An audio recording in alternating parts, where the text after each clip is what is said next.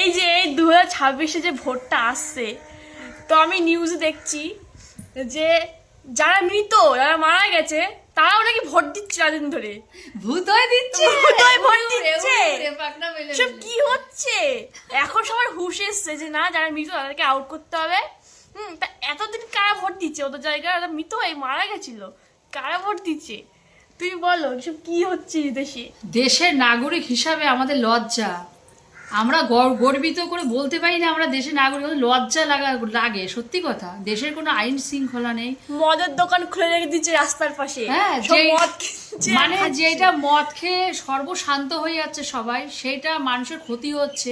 এত তো মেয়েদের ধর্ষণ হচ্ছে যে সামান্য মদের জন্য, সেটা সরকার বন্ধ করতে পারছে না। মাতালদের জন্য হ্যাঁ। বাইরে বেরোনো যায় না। হ্যাঁ, হ্যাঁ, আর এই যে মদটা যদি বন্ধ হতো, কত ঘরের বউরা মানে নির্যাতনের হাত থেকে, স্বামীর নির্যাতনের হাত থেকে বাঁচতো, কত শিশুরা বাঁচতো, কত মানুষে বাঁচতো, কত ভালো হতো। সরকার এটা করতে পারে না। সরকার যেগুলো করার না, সরকার সেগুলো করে বেড়াচ্ছে। দেশ শেষ। সরকার আছে দেশে, দেশে কোনো স্বাধীন, মানে আমরা যে স্বাধীন দেশে বাস করি, কোনো স্বাধীন নেই। পরাধীন। একদম পরাধীন হয়ে আছি। লজ্জা লাগে আমাদের দেশের নাগরিক। এখন নাও, এখন সব বেড়াইছে 2002 যাদের, তারা ধরে না। মদটা বন্ধ করো আগে, হ্যাঁ। আগে তো মদটা বন্ধ ভোট করো। আসছে, এখন সবার হুঁশ হয়েছে। হ্যাঁ, মরার লোক ভোট দেয় কি করবে ভাই? আমি তো সেটাই আশ্চর্য বাবা।